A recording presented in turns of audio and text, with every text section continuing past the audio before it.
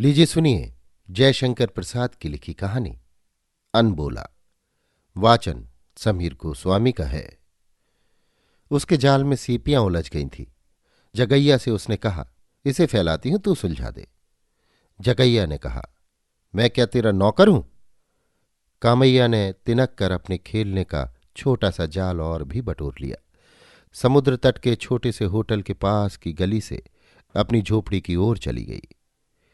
जगैया उस अनखाने का सुख लेता सा गुनगुना कर गाता हुआ अपनी खजूर की टोपी और भी तिरछी करके संध्या की शीतल बालुका को पैरों से उछालने लगा।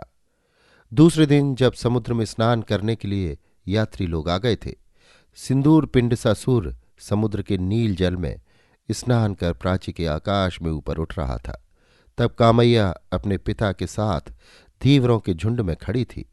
उसके पिता की नावें समुद्र की लहरों पर उछल रही थी। महाजाल पड़ा था, उसे बहुत से धीवर मिलकर खींच रहे थे।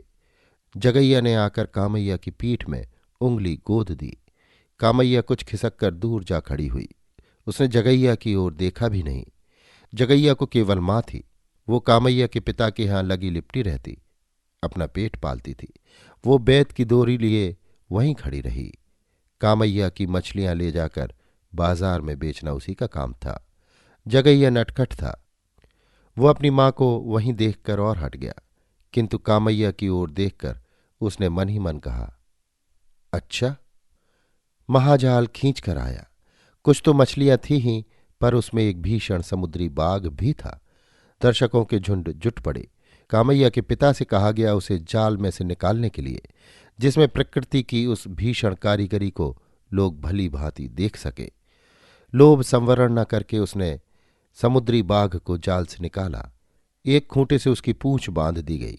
जगैया की मां अपना काम करने की धुन में जाल में मछलियां पकड़कर दौरी में रख रही थी। समुद्री बाघ बालू की विस्तृत बेला में एक बार उछला। जगैया की माता का हाथ उसके मुंह में चला गया। कोलाहल मचा, पर बेकार। बेचारी का एक हाथ वो चबा गया। दर्शक लोग चले गए। जगैया अपनी मूर्छित माता को उठाकर झोपड़ी में जब ले चला, तब उसके मन में कामैया के पिता के लिए असीम क्रोध और दर्शकों के लिए घोर प्रतिहिंसा उद्वेलित हो रही थी। कामैया की आंखों से आंसू बह रहे थे, तब भी वो बोली नहीं। कई सप्ताह से महाजाल में मछलियां नहीं के बराबर फंस रही थी। चावलों की बोझाई तो बंद थी ही, नावें बेकार पड़ी रहती थी। मछलियों का व्यवसाय चल रहा था, वो भी डवाडोल हो रहा था। किसी देवता की अकृपा है क्या? कामैया के पिता ने रात को पूजा की। बालू की वेदियों के पास खजूर की डालियां गड़ी थीं। समुद्री बाघ के दांत भी बिखरे थे। बोतलों में मदिरा भी पुजारियों के समीप प्रस्तुत थी। रात में समुद्र देवता की पूजा आरंभ हुई।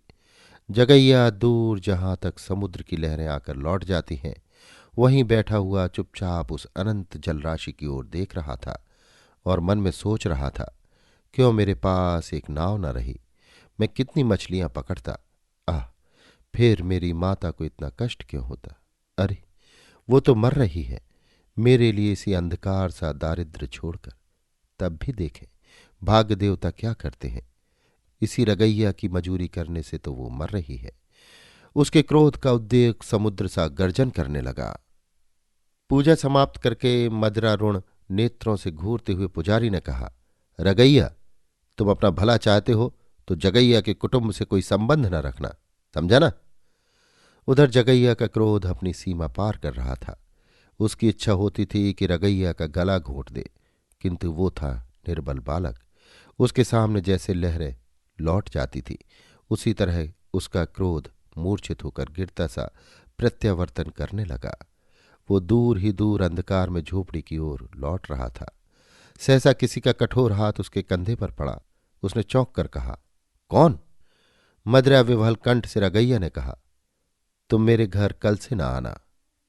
जगैया वहीं बैठ गया। वो फूट फूट कर रोना चाहता था, परंतु अंधकार उसका गला घोंट रहा था। दारुण क्षोभ और निराशा उसके क्रोध को उत्तेजित करती रही। उसे अपनी माता के तत्काल न मर जाने पर झुंझलाहट सी हो रही थी। समीर अधिक शीतल हो चला। प्राची का आकाश स्पष्ट होने लगा, पर जगैया का दृष्ट तमसाच्छन्न था। कामैया ने धीरे धीरे आकर जगैया की पीठ पर हाथ रख दिया। उसने घूम कर देखा, आंसू भरा था। दोनों चुप थे। कामैया की माता ने पुकार कर कहा, जगैया, तेरी मां मर गई, इसको अब ले जा। जगैया धीरे धीरे उठा और अपनी माता के शव के पास खड़ा हो गया। अब उसके मुख पर हर्ष, विषाद, सुख, दुख कुछ भी नहीं था। उससे कोई बोलता न था और वो भी किसी से बोलना नहीं चाहता था। किंतु कामैया भीतर ही भीतर फूट फूट कर रो रही थी। पर वो बोले कैसे? उससे तो अनबोला था ना। अभी आप सुन रहे थे जयशंकर प्रसाद की लिखी कहानी अनबोला। वाचन समीर गोस्वामी का था।